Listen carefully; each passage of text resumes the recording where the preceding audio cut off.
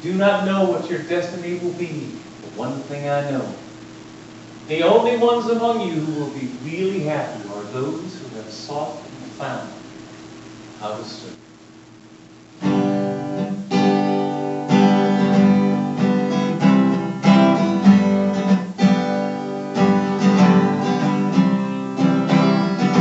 I adore the sea and sky. I have heard my people cry. All who dwell in dark and pain, I am will stay. I will gauge the stars of night. I will make the darkness bright. Will bear my light to them. Who shall I send? Here I am, Lord. It is I, Lord. I have heard you calling in the night. I will go.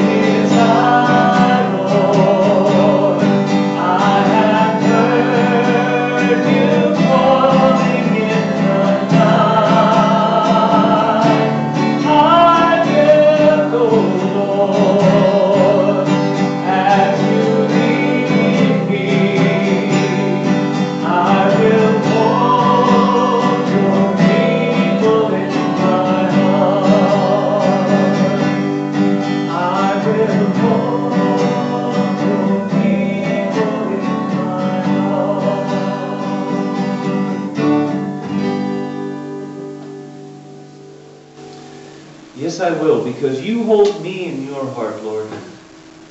Yes, you do. Albert Schweitzer.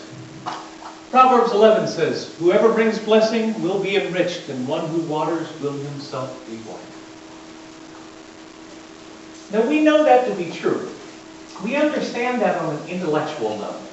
We grasp the words, we understand what that's saying. Then we have to put it into action. Ouch. Because that's when it gets tough. That's when it gets tough. One thing, and this is true in, I think in every church that I've ever seen, ever been to, ever heard about, ever talked about, there is a conceptualizing that goes on in a church. And one of the connections that we as members of a congregation tend to forget sometimes is that we are the church. It's not this building. It's not where we are. Because it is where we are. We carry our church around with us. We carry our concepts around with us. We carry our thoughts around with us. We carry our ideas around with us. Dave and Wendy are out in San Diego. They have brought Unity Church in the Woods out to San Diego. Rosemary and Wayne and all those beautiful children that have been here for all this past winter. And now they're back up in upstate Washington and they're going to be moving to Atlanta. Okay? They're carrying Unity Church in the Woods with them up to upstate Washington and then back to Atlanta. Everywhere we go, we carry it along with us. So when people see us, what do you think we would like them to say about us?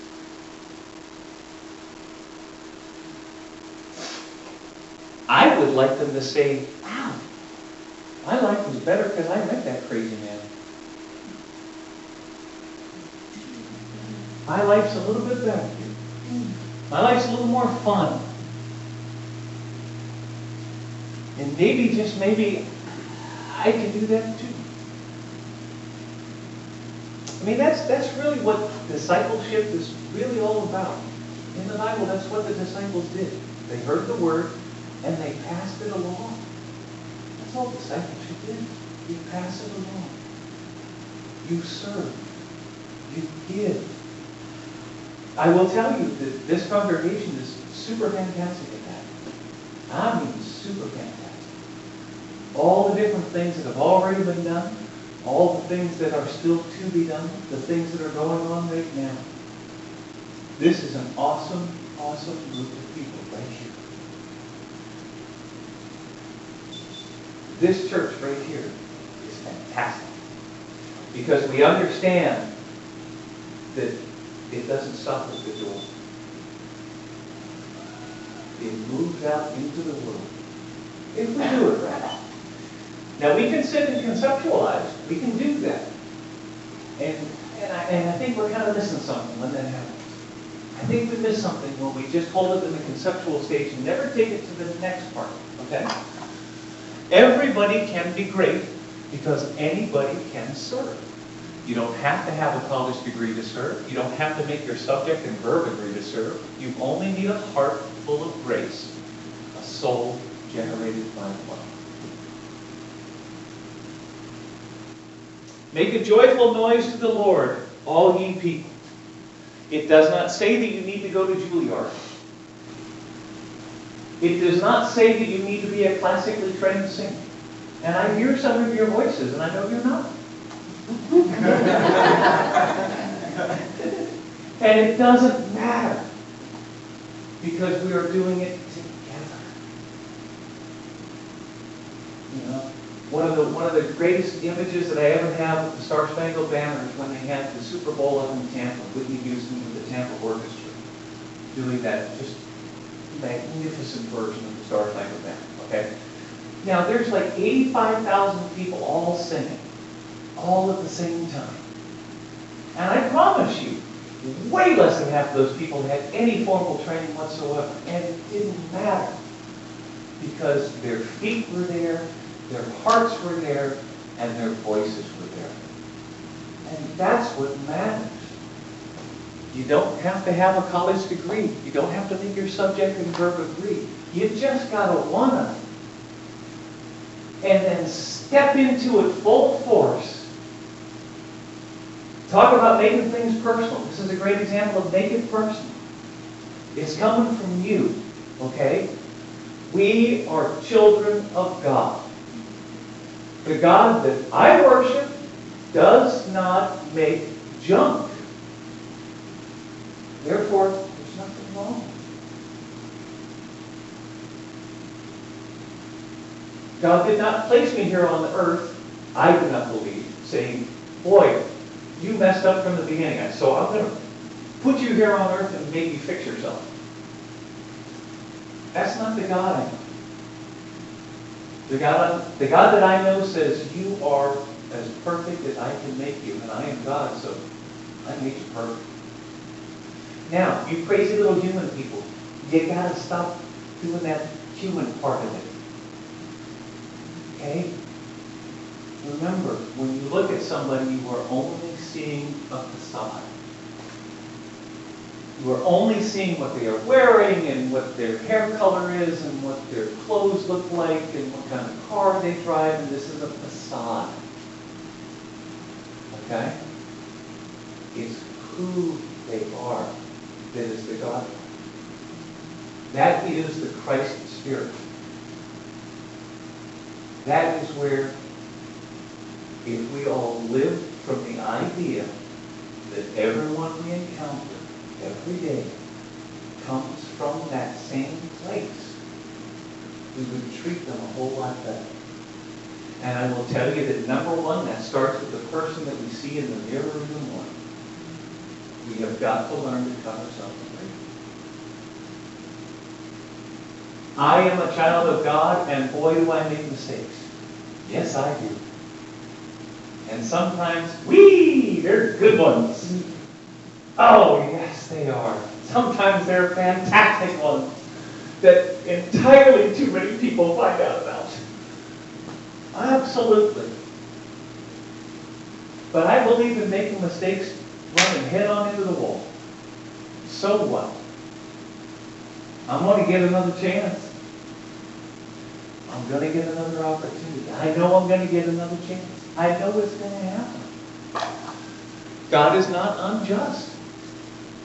He will not forget your work and the love you have shown Him as you have helped His people and continue to help them. He is not unjust. God is not going to hold my boo-boos against me. God made me. Bless you. God made me. He does not wish, and she does not wish to see me fail. God did not put me here to watch me blow it. No. God put me here because I have something that I am supposed to do. As we will. Now, what that may be, we can spend our lifetimes trying to figure that one out. Well, how old am I? How old are we? Where do we live and what are we doing? That'll change the conditions. What do I know? What do I don't know? What do I don't know? Don't know how to talk with. What do I know? What do I not know? This will change the conditions. What am I willing to learn? And what am I willing to unlearn? What bad habits am I willing to unlearn? One of the greatest habits that I think anyone could ever attain for themselves is the idea of, I am not who I was. Because it is very easy for friends and family members and our own selves to keep us locked up in a prison of, do you remember when you were 12 and you did this? Okay, I haven't been 12 in a while. I really haven't. It's been like 5 years or something. Thank you for getting on. I haven't been 12 in a while. Please don't keep me in that prison. And when I look in the mirror, I got to tell that guy, Greg, don't keep yourself in that prison, dude. Cut yourself some slack. God is not unjust. God is a very kind and loving God. She wants what is best for us. He has put us here for a reason. Now, oftentimes we spend, I know quite a few people who have spent most of their life trying to figure out what their purpose is.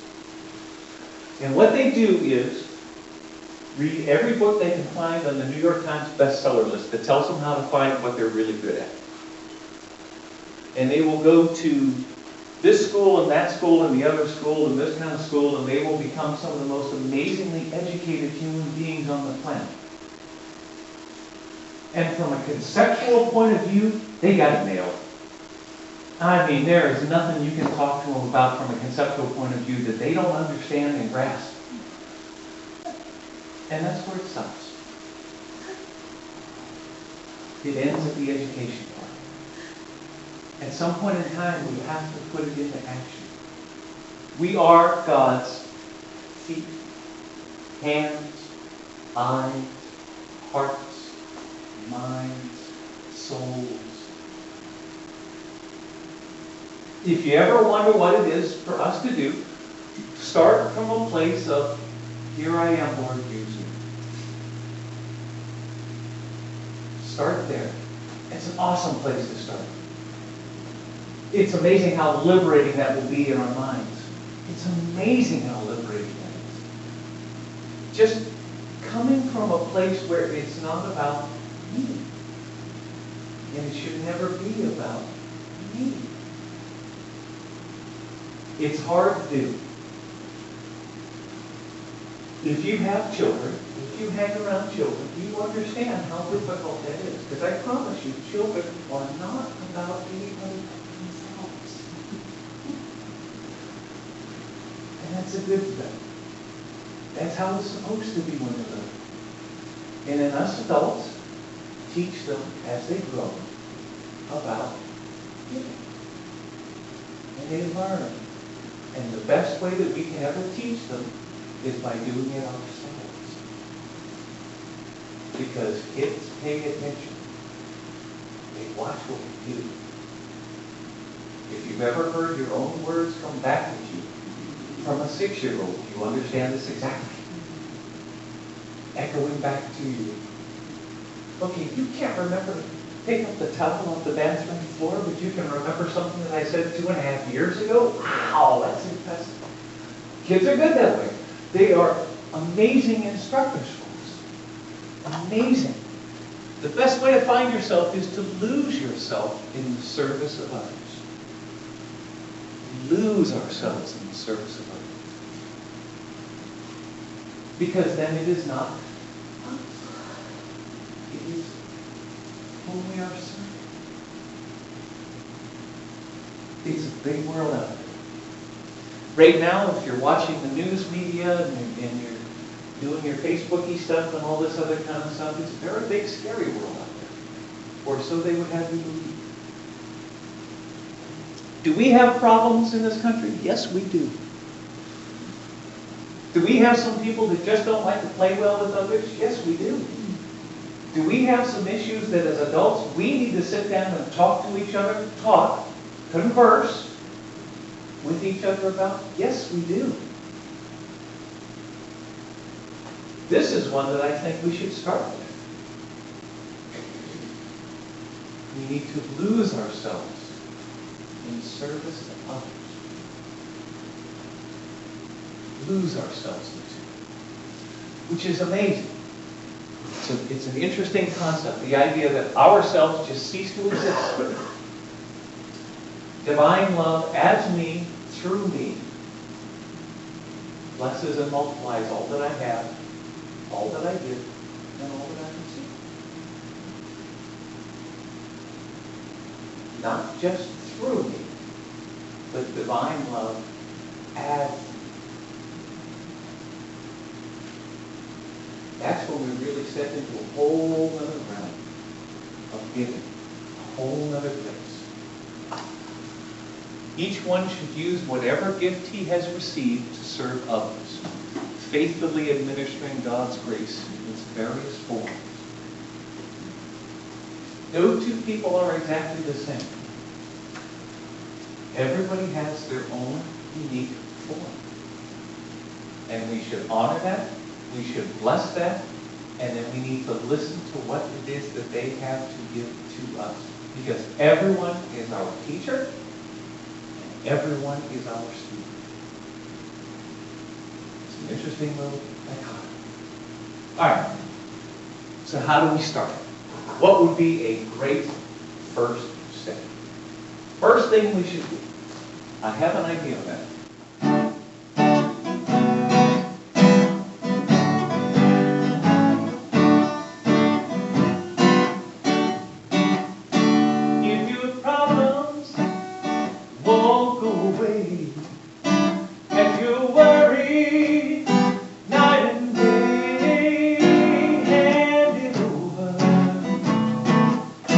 Get on your knees and pray.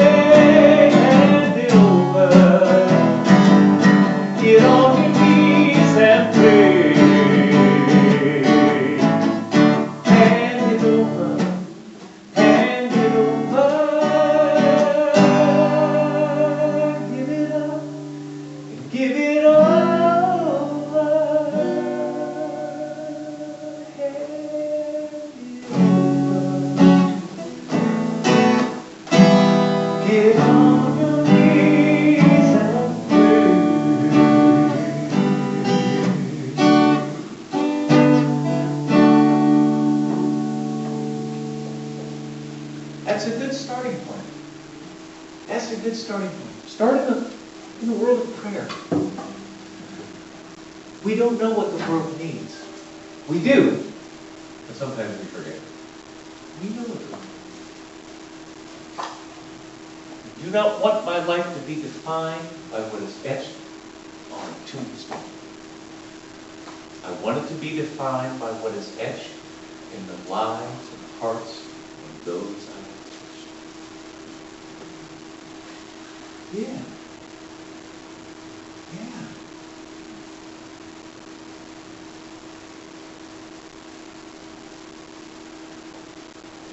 When you sit with someone in hospice, you sit with someone, toward the end of life, they talk about relationships. They talk about the fun events that happened in the course of their life. I have never heard one person say, man, I am going out with $2 million in the bank. I have never heard that. Never heard anything even close to that. I hear about that crappy car that they and their wife or they and their husband bought as their first car after they were married, that they had to chuck a quart of oil into every week to keep the silly thing running. It smoked out of the back of the thing, and the back end of it was covered with the soot from the exhaust pipe, and they're traveling across country, and they're eating peanut butter and sardines out of cans and jars. Okay? I actually heard someone say that, talking about eating peanut butter and sardines. Okay, so clearly I'm not going to take culinary tips from that, but the point was not lost on me. They weren't talking about the stuff. It was never about the stuff. It's always about the people. It's always about the relationship. One of the great old stories is a picture of a tombstone, and you see the year born and the little hyphen, and then the year died. And the life that we live is that hyphen. That's the life, right there, that hyphen.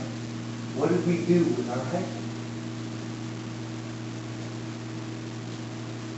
What did we do?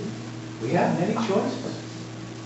If I could give you information of my life, it would be to show how a woman of very ordinary ability has been led by God in strange and unaccustomed paths to do in His service what He has done in her. And if I could tell you all, you would see how God has done all, and I nothing. I have worked hard, very hard, that is all. And I have never refused God anything. When the call comes, we are ready to respond. And we are eager, and we are willing, and we are able. We want to. How do you know what the call is? How can you tell? When you do it, does it help people? When you do it, do they feel better about themselves? When you do it, do you feel better about you? Those are three really great signs right there. Now, we don't do things in life for purely selfish purposes, hopefully. We do things because we know they're the right thing to do. And in fact, as a society, we really do a pretty good job of that. We really do. Contrary to what people might say, contrary to what you might read, we actually do a pretty good job. For instance, on your drive in here today, did anyone have a bad experience with another car on the road? Okay. How many cars did you pass on the road? The whole 100? We all worked together to make it happen. And it took everybody participating in a simple little thing like that. A basic thing like that. Let us celebrate the 200 that did it the right way, as opposed to that idiot that cut me off. Okay? We love talking about the one. I can't believe that idiot cut me off. And he, I'm number one candidate in this group, okay? Just so you know. I am number one, oh, I'm sorry, Candy's the number one candidate. But she just admitted it, so she was saying, no, you're not number one, Greg. It's okay, you're right, sweetheart, you are. It's easy to focus on that one. Well, what about the 200 that did it right? Let us applaud that. Let us support that. There are multitudes of groups out here. There are multitudes of people in our world that are doing some remarkable work. There's a great show on BYU Network called Random Acts. It's these group of people that hear about a family in a crisis situation and they just go in and do some of the zaniest stuff. One I watched this last week, a little boy suffering from leukemia. And he is a fan of the video game Minecraft. Okay? I think 6 or 7 years old. Right? In his bedroom, sound asleep. In the evening, after he has gone to sleep, wearing a bunch of night vision goggles, about 10 people descend on his bed, build a bunk bed in the room while he's asleep, paint the room, decorate the room, put in organizers, completely reorganize everything, and move him from his bed to the bunk bed, all while he is asleep. So that when he wakes up the next day, getting ready to go in for his next round of treatment for leukemia, he is waking up in a brand new world. And the look on his face was magnificent. Absolutely. Another thing they liked that I saw them do the other day, they pretended that their car was out of gas on the side of the road and that they needed help pushing into the gas station. Okay? So people would stop and help them push it to the gas station. While they were pushing it to the gas station, another van was coming up behind the person who was pushing its car, and they would wash their car and clean the wheels and do the windows and polish everything up and then drive away so that when they came back, their car was spotless and they had no idea how that happened. Now, how silly does that sound? But think about that. If that happened to you, you see somebody that's on the side of the road and they need help, of course we're going to help. This is what we do. And then you come back and, why is my car clean? Silly. They went into a supermarket one time and they set it up at the supermarket. This one is still one of my favorite ones. They went into a supermarket and they set up a little table by the front. And they were looking for parents with children. And ostensibly what they were doing was doing a survey to find out their shopping habits and everything that were going on, right? So the person is taking down the list and saying, well, you know, what have you come here to buy today? And they just start making a list. Now, unbeknownst to the person that's talking about it, there are people back in the store that are rounding up everything that they are saying that they are there to buy and running it through the cash register. So that when they finish talking to the person at the front, 2 shopping carts full of stuff pull up and say, here, this is yours. It's all paid for. It's all covered. They didn't have to do anything. How wonderful is that? These are little things. It's not the great things that change the world.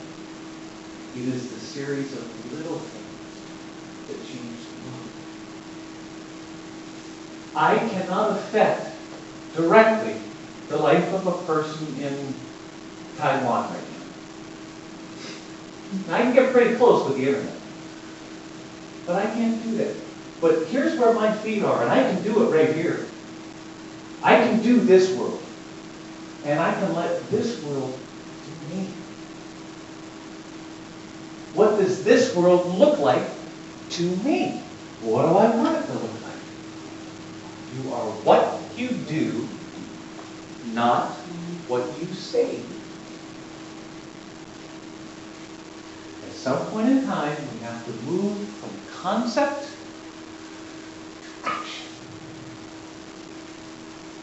We gotta.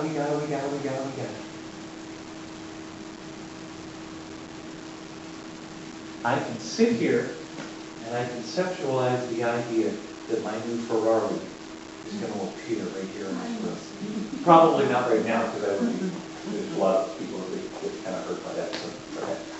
I can sit here and I can conceptualize this all I want. And I still got to go and do something. Because how it works is not just sitting around and saying, that's going to happen, it's going to happen, it's going to happen. You got to do it. First thing you got to do, you got to tell people. You got to be willing to talk to people. I was talking with Eddie a couple of weeks ago. And just a conversation that he was having with people about a thing that he was working on. And all of a sudden, he said it to the right person. And the right person said, well, I know somebody that can help me. And then it snowballs. Because that person knows somebody, and that person knows somebody, and that person knows somebody. That's how it works. Okay? This is a very empty place to keep all this good information, people. Very empty place. It just kind of echoes. Say it out loud. Joe and Los are going to be heading up north here for next Sunday, and they're going to be gone for about 5 weeks or 6 weeks up traveling, and as Joe said, visiting all of his enemies. So I'm trying to think, what would you have to do to be an enemy of Joe? I mean, seriously, what would you have to do that? I know this guy. I can't even imagine what that would look like. What would I have to do to make him not like me? I'd have to be one really bad person. That's what I'd have to be. They're going to be carrying this on.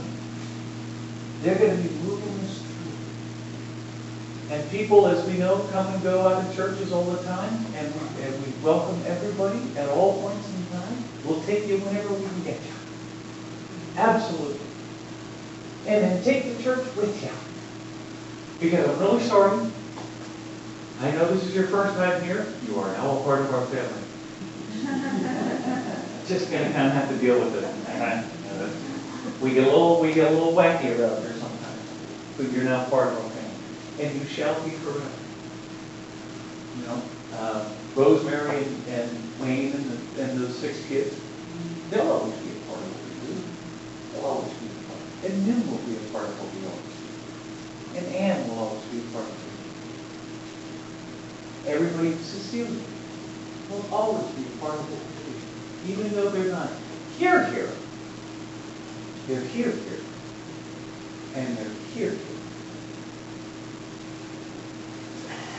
Another starting point. Another really great starting point. Because it's easy to... I've always found that the starting point is always the tough part. How do you begin doing something? Because once you get into it, you know, it's easy finding people who want to help the machines move along. It's tough finding people who want to get the machine pushed to get it started on. It's tough finding people who do that. Okay? Here's a good way to understand our position on this. It's very simple, clean, clear, crisp, right to the point.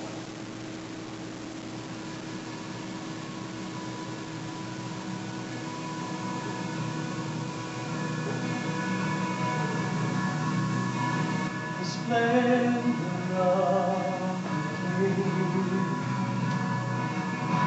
though in majesty, let all the earth rejoice, all the earth rejoice. He wraps himself in light, and darkness cries to hide, trembles at his voice, trembles at his voice. How great is our God?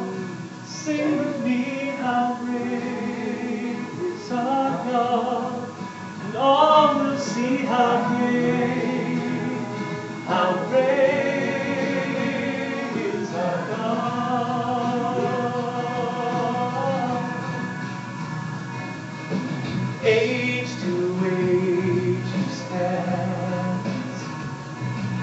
and time is in His hands.